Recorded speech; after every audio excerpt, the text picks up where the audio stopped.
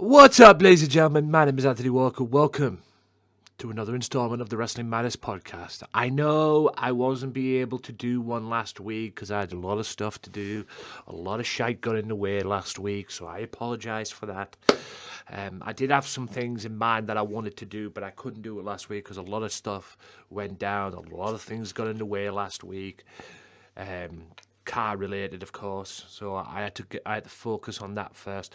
So I'm back anyway, ladies and gentlemen, and on this installment of the Wrestling Matters podcast, I will try and talk about certain other stuff as well. But there's one main thing that I want to talk about as well: Goldberg, and this whole thing with him and Drew McIntyre at the Royal Rumble, which is coming up at the end of the month.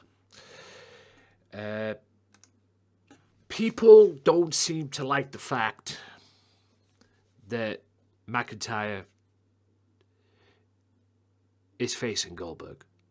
Okay, they fucked up the build-up anyway on the Legends Night on Raw because Drew was meant to cut a promo, but due to time, they had to let Goldberg go out and just see him and confront him and whatnot and everything like that.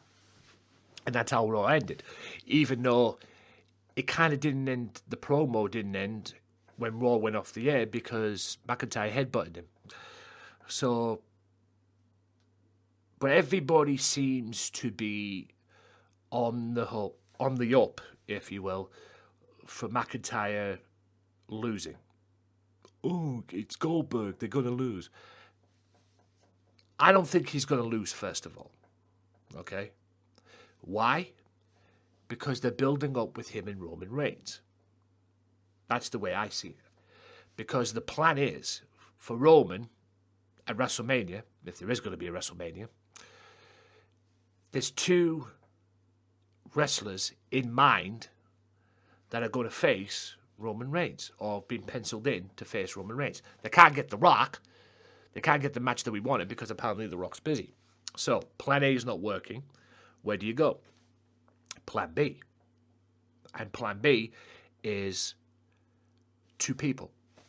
One of them, Goldberg. The other one, Daniel Bryan. Now, don't get me wrong.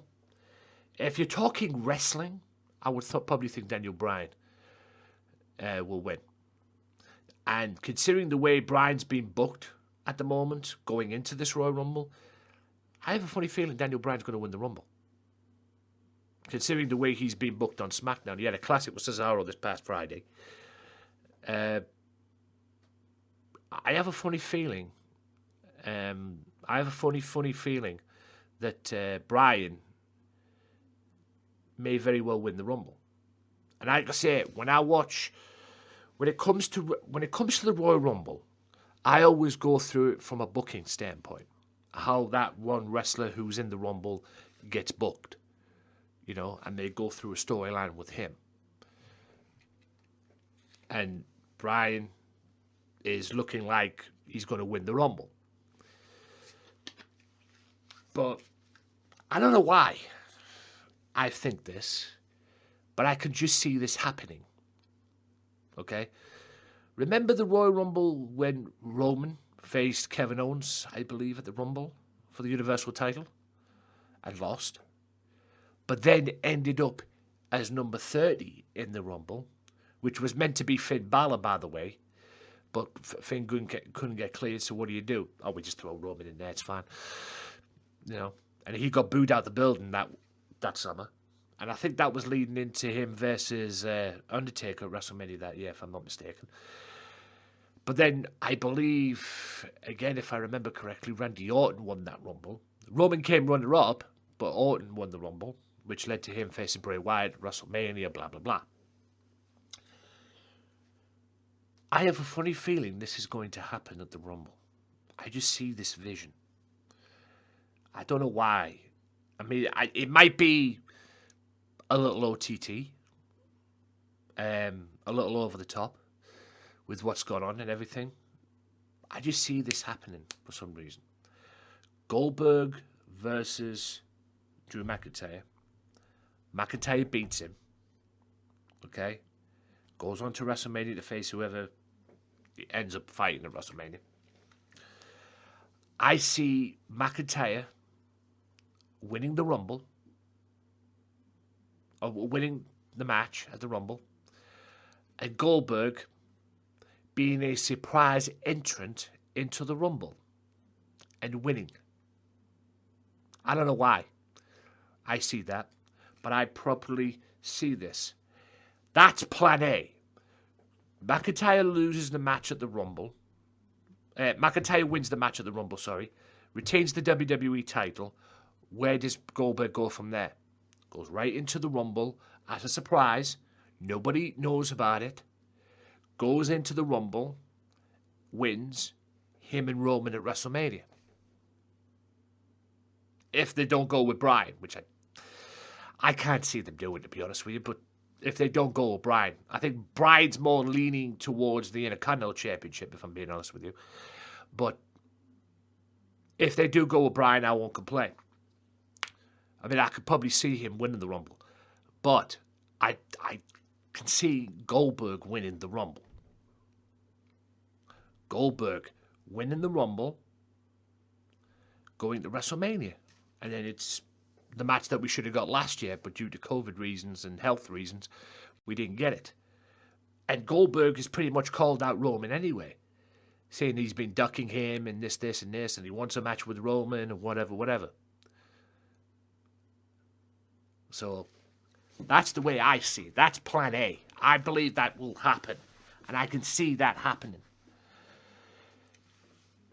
The other thing is unfortunately, Goldberg beats Drew McIntyre. And then for some reason, they have an undisputed championship match at WrestleMania between him and Roman. Universal Champion versus WWE Champion. Title for title. You unify the belt.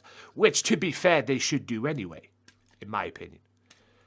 Because this whole brand split thing, they should just go back to having one champion for both shows. And whoever's the champion could get to appear on both shows. And then when he loses that belt, like they used to do with the Undisputed title. Because let's face it, they should do it with the tag belts anyway. Because let's face it, there's not a tag team division in WWE. Let's get that straight right now. There is no tag team division in WWE. I'm sorry, but there's not. And if anybody watches this right now and puts in the comments that there is, you're an idiot. Okay? The Raw Tag Belt, although they've changed the Raw Tag Team belts, they've changed the design, so the Raw Tag belts look a lot better. To be fair, they should just make a whole new set of Undisputed titles, Undisputed Tag titles, and have whoever the Tag Team Champions compare on both shows. They do it with the women's titles. Why can't they do it with the men's? Because with the men's, if you do it with the men's, it spices up, it spices up the Tag Team division. And it gives them a tag team division, okay? And it gives them a tag team division, to be proud of.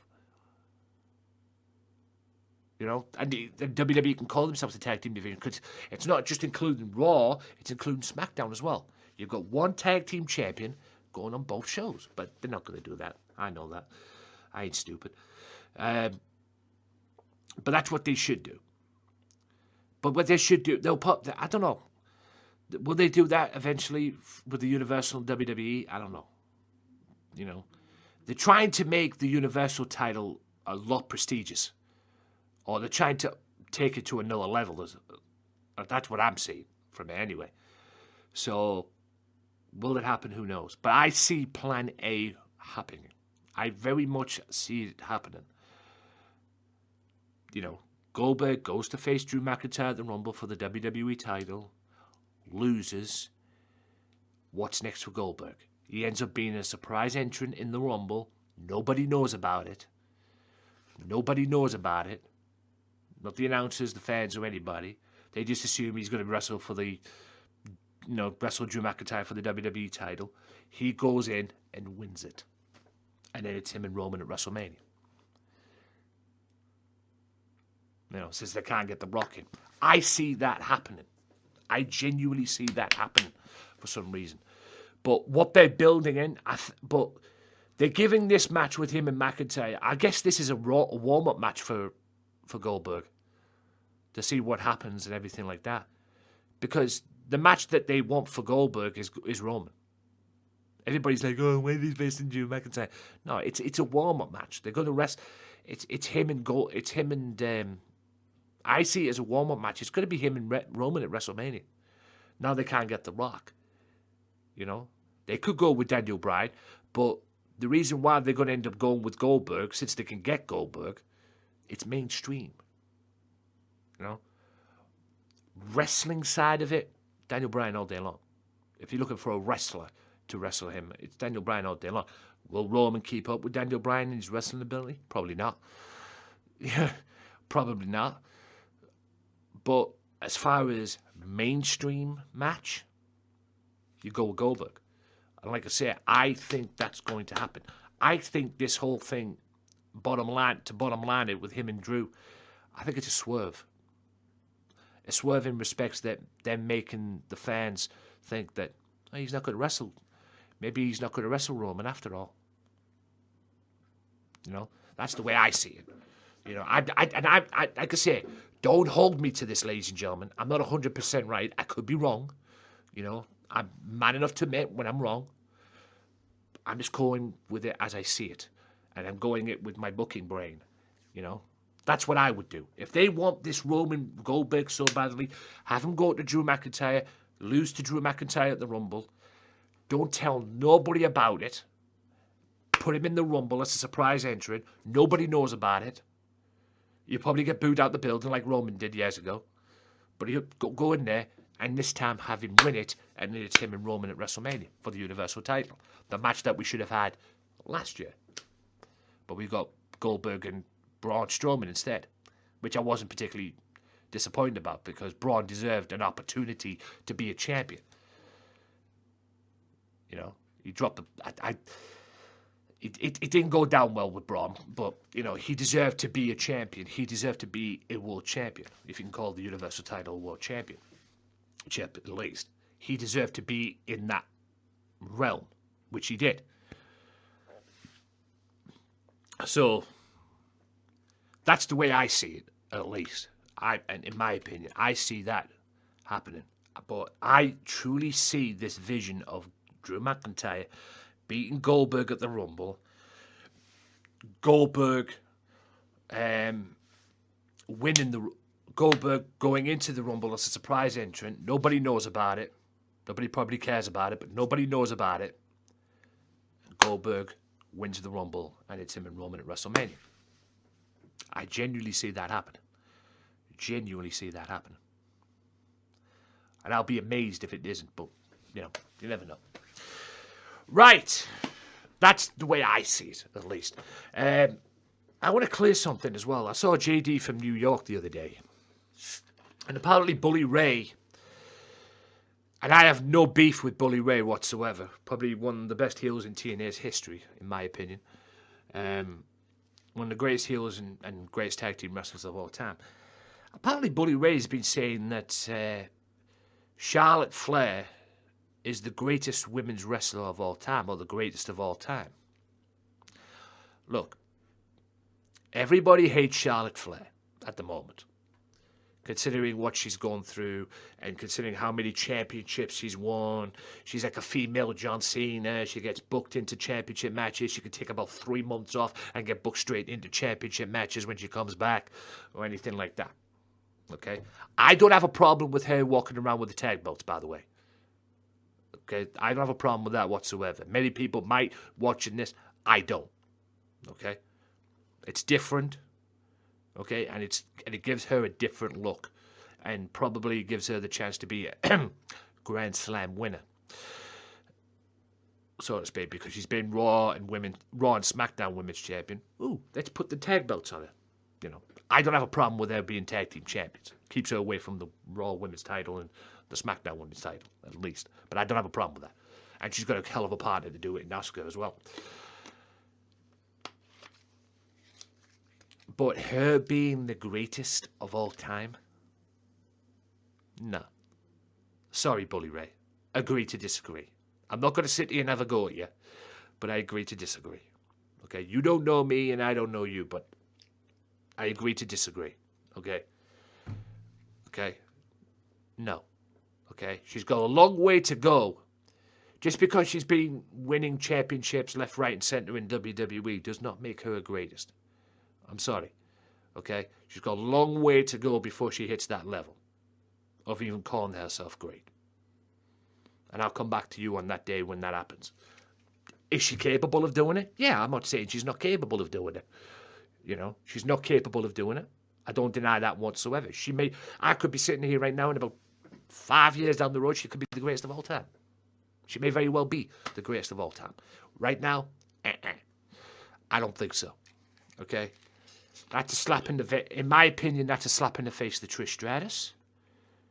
That's a slap in the face to everybody else that's been involved in there. Okay? So, I respectfully disagree with you. She's a great performer, great wrestler, and she's good at what she does in the ring. I've never denied that. You know, she is good. Greatest of all time? Nah, I don't think so. I don't think so. So, I will say this, ladies and gents. Oh, yes. Hard to Kill was last night. I haven't seen the pay-per-view yet as I'm doing this. But everybody was questioning why Alex Shelley wasn't around. Well, I could tell you why he wasn't around. COVID and everything. And, you know, you can't fault that. You know, you can't, you know, circumstances out of your control that you can't do. You know, what you can't do. You can't force somebody to be there to to fulfill an obligation, a contractual obligation, anything like that, if something gets in the way that's out of your control. So what do? They had to remove Alex Shelley from the 6-man tag and bring in Moose. Heel Moose. But it seems that Moose is wanting a piece of Kenny Omega because apparently he's challenged Kenny Omega. He says he's going to go to AEW and take that AEW title. I see it a little differently. The reason why they went with Moose last night is it's clear as day. It's clear as day what they're doing with Impact. Yes, Impact Wrestling and AEW partnerships. I get that. But it's clear as day what they're doing with Moose and this whole thing and why they put Moose in the 6-man tag match last night. As I'm recording this right now, it's Sunday. It's clear as day. Moose versus Rich Swann for both belts, title for title. Because Rich is currently holding the Impact Championship, which is what the company is called, Impact. But Moose is walking around claiming to be the rightful champion, even though he's carrying the TNA World title. Sooner or later, that TNA title is going to be put back on the shelf. Okay? It's very difficult, the way I see it, for somebody who's called, for a promotion that's called Impact Wrestling. Yes, they used to be called TNA before anybody starts. But a promotion that's called Impact Wrestling, to walk around and call their world champion the TNA World Heavyweight Champion, even though it's not called TNA anymore. Yes, they brought the belt back for nostalgia reasons, I'm guessing, or whatever. But it's Impact Wrestling. And sooner or later, they're going to have a match between Rich Swann and Moose, who's currently holding, or whoever ends up currently holding the TNA World title, which I'm pretty sure it's going to be Moose, or whoever ends up holding the TNA, the Impact title, which I'm pretty sure it's going to be Rich Swann. I don't see him losing that belt yet. They're going to have them two mold together, and then eventually there's only going to be one world champion in Impact. You know? At the moment, right now, they've got 3 world champions in Impact. They've got the TNA World title, if you can call it a world title. They've got the Impact title, which is the rightful belt for the promotion. And now they're in the partnership. They're bringing the AEW World title involved as well. The AEW World Championship is involved. So, what they're going to do, but I do see eventually in Impact Wrestling, they're going to trim that thing down and then have just the Impact title. Because the TNA World title is going to be back on the shelf. And it's going to be weird for the brand that they called their world champion the TNA World title when the company's called Impact Wrestling. You know? You know, that's like the WWE calling their world champion the NWA world champion. Just doesn't fit. You know, doesn't fit. So that's the way I see that happening as well. But yeah, and it also seems that they could very well be a AEW New Japan feud brewing. Because if you saw the Hard to Kill pay-per-view, and if you spoiler, turn away now.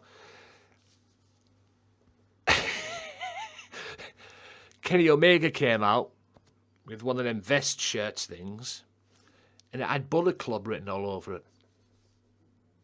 Now, Kenny was original member of the Bullet Club, or was a member of the Bullet Club, at one point, before he ended up getting kicked out, and eventually ended up moving to AEW and all that, and leaving in New Japan.